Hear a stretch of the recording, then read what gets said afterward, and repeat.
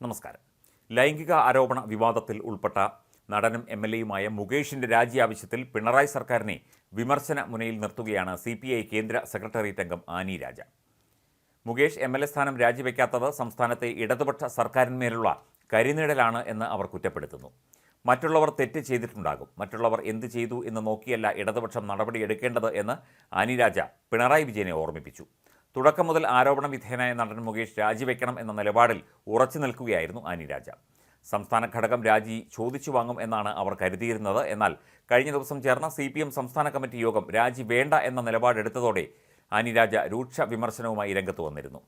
Annie രാജയ്ക്കൊപ്പം തുടക്കത്തിൽ ഒപ്പം നിന്ന CPM കേന്ദ്ര നേതാവായ ബൃന്ദ കാരാട്ട് പാർട്ടി സംസ്ഥാന ഘടകത്തിൻ്റെ നിലപാട് പ്രഖ്യാപനത്തോടെ സ്വരം മയപ്പെടുത്തി പിൻവാങ്ങുകയും ചെയ്തു.